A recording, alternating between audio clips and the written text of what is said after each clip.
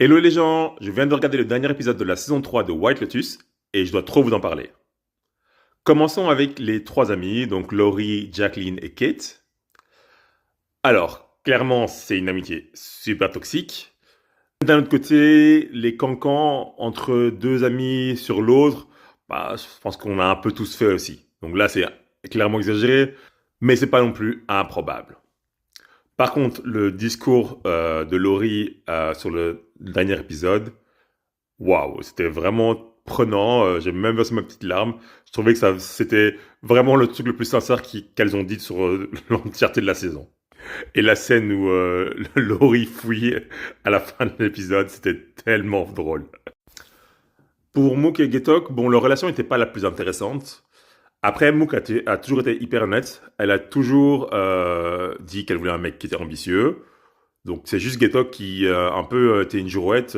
D'un côté il était là, oui je vais embrasser le bouddhisme, et d'un autre côté à la fin, bon finalement il a choisi la voie entre guillemets de la violence et de l'ambition quoi. Dommage pour lui, mais pas très intéressant.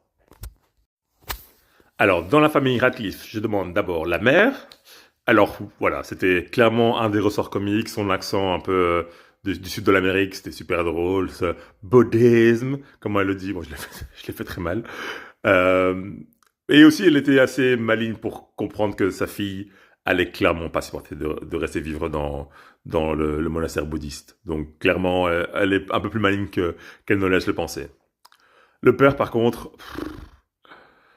alors entre le fait de vouloir tuer sa femme et ses enfants parce qu'il a commis lui une erreur et parce qu'il imagine qu'ils pourront pas vivre sans argent, est-ce que ça va être un choc? Clairement, mais de là à tuer toute ta famille, c'est un peu extrême. Et il a vraiment de la chance que finalement son plus jeune fils n'est pas mort. Franchement, il a beaucoup de chance.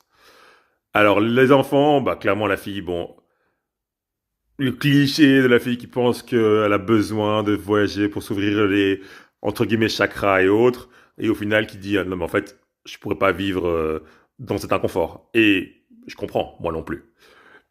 Les deux frères, j'ai pas trouvé leur histoire spécialement intéressante.